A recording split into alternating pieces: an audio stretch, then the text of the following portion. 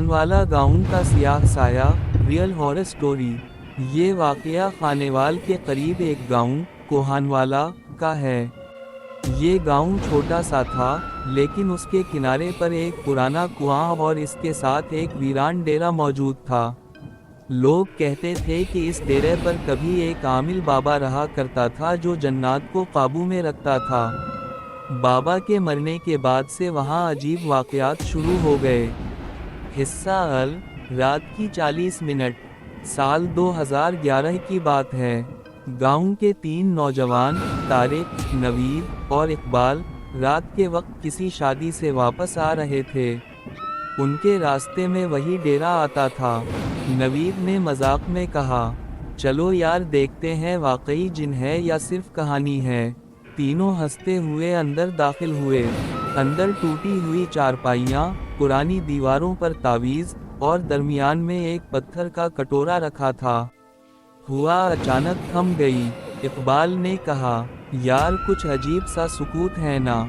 उसी लम्हे कटोरे के अंदर से हल्की सी धुंध उठने लगी और धुंध में एक सियाह साया नमूदार हुआ। हिस्सा दोयम, साया जो बोलता था। नवीद ने मोबाइल की लाइट जलाई, मगर रोशनी सीधी उनके ऊपर से वापस आ गई, जैसे कोई दीवार बीच में हो। फिर एक भारी आवाज़ आई, जाओ, ये जगह तुम्हारे लिए नहीं है। तारिक ने पीछे मुड़ने की कोशिश की मगर दरवाज़ा खुद बंद हो चुका था। नवीद के हाथ से मोबाइल गिरा, इसकी स्क्रीन टूट गई। फिर अचानक तारिक ज़मीन पर गिर गया, जैसे किसी ने इसका गला दबा दिया हो। इकबाल ने सूरत यासीन पढ़नी शुरू की, और जैसे ही उसने सलाम कूला मन रब अर रहीम तक पढ़ा, दरवाज़ा ज़ोर से खुल गया। तीनों भागते हुए बाहर निकले। हिस्सा सुइम, वापसी के बाद। अगले दिन जब गांव के लोग वहां गए, इन्होंने देखा कि कटोरा अपनी जगह पर नहीं था, बस ज़मीन पर राख बची हुई थी। तारिक 3 दिन बुखार में मुब्तला रहा और कहता था कि वो साया हर रात उसके कमरे में आता है। इमाम मस्जिद को बुलाया गया।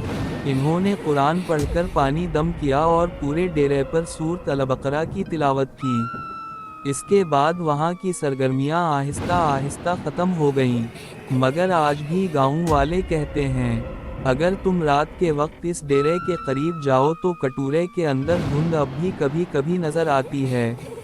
हकीकत का खुलासा। ये वाक़या 2011 में खानेवाल के इलाके कोहानवाला में पेश आया।